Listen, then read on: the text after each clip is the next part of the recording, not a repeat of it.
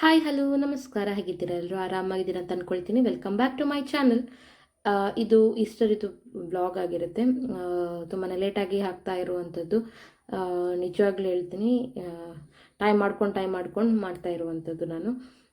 ಮಗುವಿಗೆ ಕೂಡ ಸ್ವಲ್ಪ ಹುಷಾರಿರಲಿಲ್ಲ, ಜ್ವರ ಇತ್ತು. ಸೊ ಹಾಗಾಗಿ ಅಪ್ಲೋಡ್ ಮಾಡುವಂಥದ್ದು ಸ್ವಲ್ಪ ಲೇಟ್ ಆಯಿತು. ಇನ್ನೇನು ಈಸ್ಟರ್ ಮುಗೀತು, ನಾಳೆಗೆ 1 ವೀಕ್ ಆಗುತ್ತೆ. ಸೊ ಇವಾಗ ಹಾಕ್ತಾಯಿದ್ದೀನಿ. ನಾನು ಮನೇಲಿರಬೇಕಾದ್ರೆ ಯಾವುದೇ ರೀತಿಯಾದ ಜ್ಯುವೆಲ್ಲರ್ಸ್ಗಳನ್ನು ಹಾಕ್ಕೊಳ್ಳಲ್ಲ, ಗೋಲ್ಡನ್ನು ಹಾಕ್ಕೊಳ್ಳಲ್ಲ. ಯಾಕಂದರೆ ಸುಮ್ಮನೆ ಡ್ಯಾಮೇಜ್ ಆದರೆ ಅದನ್ನು ರಿಪೇರಿ ಮಾಡಲಿಕ್ಕೇ ತುಂಬ ಖರ್ಚಾಗುತ್ತೆ. ಇನ್ನು ಮಗು ಇದ್ದಾಗ ಅದನ್ನೆಲ್ಲ ಹಾಕ್ಕೊಂಡು ಅವಳೇನಾದರೂ ಸುಮ್ಮನೆ ಮಕ್ಕಳು ಎಳಿತಾ ಇರ್ತಾರಲ್ಲ, ಅವಾಗೇನಾದರೂ ಕಟ್ಟಾದರೆ ಎಲ್ಲ ರಿಪೇರಿ ಮಾಡಲಿಕ್ಕೆ ಕಷ್ಟ. ಗೋಲ್ಡ್ ರೇಟ್ ಜಾಸ್ತಿ ಆಗಿದೆ ಇವಾಗಂತೂ, ಗೊತ್ತಲ್ವ ಎಲ್ರಿಗೂ. ಸೊ ಹಾಗಾಗಿ ಜ್ಯುವೆಲ್ಲರ್ಸ್ ಹಾಕಲ್ಲ. ನಾನು ಸಿಲ್ವರನ್ನು ಇವಾಗ ಮನೇಲಿ ಯೂಸ್ ಮಾಡುವಂಥದ್ದು. ಸೊ ಹಾಗಾಗಿ ಇವತ್ತು ಚರ್ಚಿಗೆ ಹೋಗಬೇಕಲ್ಲ, 7 ಗಂಟೆಗೆ ಪೂಜೆ ಇರುವಂಥದ್ದು. ಸೊ ಹಾಗಾಗಿ ಒಂದು ಚೂಡಿದಾರ್ ಹಾಕಿ, ಒಂದು ನನ್ನ ಮದುವೆಯ ಕರಿಯ ಮನೆ ಹಾಕಿ, ಇಯರಿಂಗ್ಸ್ ಒಂದು ಹಾಕಿ, ಒಂದು ಚೈನ್ ಹಾಕಿದ್ದೆ. ಅದಾದಮೇಲೆ ಬ್ಯಾಂಗಲ್ ಹಾಕಿ ಬರೀ ಸಿಂಪಲ್ಲಾಗಿ ರೆಡಿ ಆಗಿರುವಂಥದ್ದು. ಮಗುವನ್ನು ಕೂಡ ಮೇಂಟೈನ್ ಮಾಡಬೇಕಲ್ಲ, ಇವಾಗಂತೂ ತುಂಬಾ ಸೆಕೆ. ಸೊ ಹಾಗಾಗಿ ಹೋಗೋದಕ್ಕಿಂತ ಮುಂಚೆನೇ ತಲೆಗೆಲ್ಲ ಸ್ನಾನ ಮಾಡಿ ಫ್ರೆಶ್ ಆಗಿ ಹೊರಟ್ವಿ. ಇಲ್ಲಾಂದರೆ ಸುಮ್ಮನೆ ಕಷ್ಟ ಆಗುತ್ತೆ ಅಂತ ಹೇಳಿ. ಇನ್ನು ಮಗುವನ್ನು ಕೂಡ ರೆಡಿ ಮಾಡಲಿಕ್ಕಿದೆ. ಸೊ ಹಾಗಾಗಿ ಫಸ್ಟ್ ನಾನು ರೆಡಿ ಆದೆ, ಅದಾದಮೇಲೆ ಮಗುನ ರೆಡಿ ಮಾಡಲಿಕ್ಕೆ ಅಂತ ಹೋಗಿರುವಂಥದ್ದು ನಾನು ರೆಡಿ ಆದಮೇಲೆ ಅವಳನ್ನು ಯಾಕೆ ರೆಡಿ ಮಾಡೋದಂದರೆ, ಇಲ್ಲಾಂದರೆ ನನಗೆ ಟೈಮ್ ಸಿಗೋಲ್ಲ ರೆಡಿ ಆಗಲಿಕ್ಕೆ. ಇನ್ನು ನಾನೇನು ಜಾಸ್ತಿ ಮೇಕಪ್ ಎಲ್ಲ ಏನೂ ಮಾಡ್ಕೊಳ್ಳಲ್ಲ. ಸಿಂಪಲ್ಲಾಗಿ ಒಂದು ಲಿಪ್ಸ್ಟಿಕ್, ಒಂದು ಸ್ಟಿಕ್ಕರ್ ಅಂತ ಹಾಕ್ತೀನಿ ಅಷ್ಟೇ. ಅದಾದಮೇಲೆ ಹಾಕಿದ್ರೆ ಒಂದು ಏನಾದರೂ ಪೌಡರ್ ಏನಾದರೂ ಹಾಕ್ಕೊಳ್ತೀನಿ ಅಷ್ಟೇ. ಅದಾದಮೇಲೆ ನಾನು ಏನೂ ಮೇಕಪ್ ಮಾಡ್ಕೊಳ್ಳಲ್ಲ. ಏನಾದರೂ ಮೇಕಪ್ ಮಾಡಬೇಕಂತಾದರೂ ಕೂಡ ರೇರ್ಲಿ, ಏನಾದರೂ ಗ್ರ್ಯಾಂಡ್ ಫಂಕ್ಷನ್, ಮದುವೆ, ಏನಾದರೂ ಹತ್ರದವ್ರದ್ದು ಏನಾದರೂ ಫಂಕ್ಷನ್ ಏನಾದರೂ ಇದ್ದರೆ, ಕ್ಲೋಸ್ ರಿಲೇಟಿವ್ ಅವ್ರದ್ದು ಇದ್ದರೆ ಮಾತ್ರ ನಾನು ಮೇಕಪ್ ಮಾಡ್ಕೊಳ್ಳುವಂಥದ್ದು. ಇಲ್ಲದೇ ಮಾಡ್ಕೊಳ್ಳಲ್ಲ. ಇನ್ನು ಈ ಮಗುವನ್ನು ಇಟ್ಕೊಂಡು ಮೇಕಪ್ ಮಾಡಿ ಅದು ಇದು ಅಂತ ಎಷ್ಟೇ ರೆಡಿ ಆದರೂ ಕೂಡ ವೇಸ್ಟು. ಅವಳನ್ನು ಮೇಂಟೈನ್ ಮಾಡೋದ್ರಲ್ಲಿ ನನ್ನನ್ನು ನಾನು ಮೇಂಟೈನ್ ಮಾಡ್ಕೊಳ್ಳಿಕ್ಕೆ ಕಷ್ಟ ಆಗುತ್ತೆ. ಸೊ ಹಾಗಾಗಿ ನಾನು ತುಂಬಾ ಸಿಂಪಲ್ಲಾಗಿ ರೆಡಿಯಾಗಿದ್ದೀನಿ. ಇನ್ನು ಜಾಸ್ತಿ ಏನು ಗ್ರ್ಯಾಂಡಾಗಿ ರೆಡಿಯಾಗಿಲ್ಲ. ಇಲ್ಲದ್ರೆ ಪ್ರತಿ ವರ್ಷವೂ ಸೀರೆ ಉಟ್ಕೊಂಡೆಲ್ಲ ರೆಡಿಯಾಗಿ ಹೋಗ್ತಿದ್ದೆ. ಇದೇ ಮಗು ಆದಮೇಲೆ ಫಸ್ಟ್ ಈಸ್ಟರ್ ನಂದು. ಸೊ ಹಾಗಾಗಿ ನಾನು ಸಿಂಪಲ್ಲಾಗಿ ರೆಡಿಯಾಗಿ ಹೊರಟಿದ್ದೀನಿ. ಇದು ಕೂಡ ಹೊಸದೇ ಡ್ರೆಸ್ಸು, ಏನು ಹಳೆತ್ತಲ್ಲ.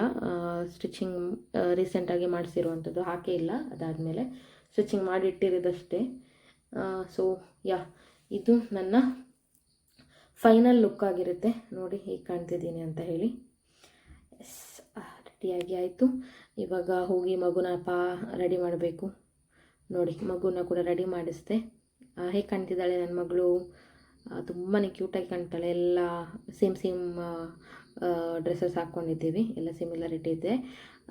ಇದು ನಾನು ಲಾಸ್ಟ್ ಇಯರ್ ಅಲ್ಲ, ಇದೇ ವರ್ಷ ನ್ಯೂ ಇಯರಿಗೆ ಹಾಕಿದ್ದು. ಅದಾದಮೇಲೆ ಹಾಕಿರಲಿಲ್ಲ. ಸೊ ಇದನ್ನೇ ರಿಪೀಟ್ ಮಾಡಿದೆ. ಹಲೋ,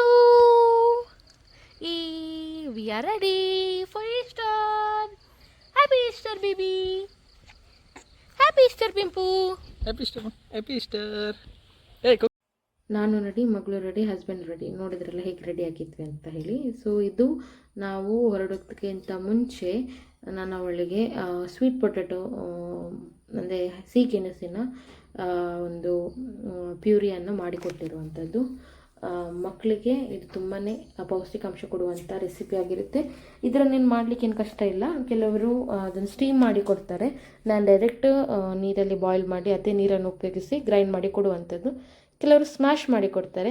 ಸ್ಮ್ಯಾಶ್ ಮಾಡಿ ಕೊಡೋದಕ್ಕಿಂತ ಪ್ಯೂರಿ ರೀತಿ ಕೊಡುವಂಥದ್ದು ತುಂಬಾ ಒಳ್ಳೆಯದು. ಡೈಜೆಷನ್ ತುಂಬಾ ಈಸಿ ಆಗುತ್ತೆ, ತಿನ್ನಲಿಕ್ಕೆ ಕೂಡ ಈಸಿ ಆಗುತ್ತೆ ಅವರಿಗೆ.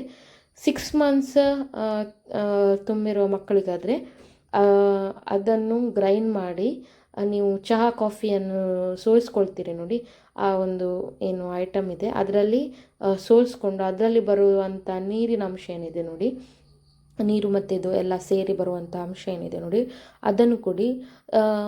3 ಟೇಬಲ್ ಸ್ಪೂನಷ್ಟು ಮಕ್ಕಳಿಗೆ ಕೊಟ್ಟರೆ ಸಾಕಾಗುತ್ತೆ.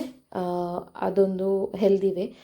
ಅಂದರೆ ಮಕ್ಕಳು ಅಷ್ಟೇ ತಿನ್ನುವಂಥದ್ದು, ಅವರ ಹೊಟ್ಟೆ ತುಂಬಲಿಕ್ಕೆ ಅಷ್ಟೇ ಸಾಕಾಗುತ್ತೆ. ಸೊ ಹಾಗಾಗಿ ನನ್ನ ಮಗಳು 7 ಮಂತ್ ಆಗಿರೋದ್ರಿಂದ ನಾನು ಪ್ಯೂರಿಯನ್ನು ತುಂಬಾ ಒಳ್ಳೆ ಗ್ರೈಂಡ್ ಮಾಡಿ ಪ್ಯೂರಿ ರೀತಿ ಕೊಡ್ತೀನಿ ಡೈರೆಕ್ಟಾಗಿ. ನಾನು ಅದನ್ನು ಸೋರ್ಕೊಳ್ಳೋದಿಲ್ಲ. ಸೊ ಹಾಗಾಗಿ ಹೀಗೇ ಕೊಡುವಂಥದ್ದು. ಇದು ಇವತ್ತಿನ ರೆಸಿಪಿ ಆಗಿತ್ತು. ಸೊ ಮುಂದಿನ ದಿನಗಳಲ್ಲಿ ವೆರೈಟಿ ಆಗಿರುವಂಥ ರೆಸಿಪಿಗಳನ್ನು ಹಾಕ್ತಾ ಇರ್ತೀನಿ. ಸೊ ನೋಡ್ತಾ ಇರಿ. ಸೊ ಇವತ್ತಿನ ವ್ಲಾಗ್ ಇಷ್ಟೇ. ನಾನು ಮಾಡಿರುವ ಈ ವ್ಲಾಗ್ ನಿಮಗೆ ಇಷ್ಟ ಆದರೆ ಲೈಕ್ ಮಾಡಿ, ಶೇರ್ ಮಾಡಿ, ಅದೇ ರೀತಿ ಕಮೆಂಟ್ ಮಾಡಿ. Thank you for watching. Bye bye.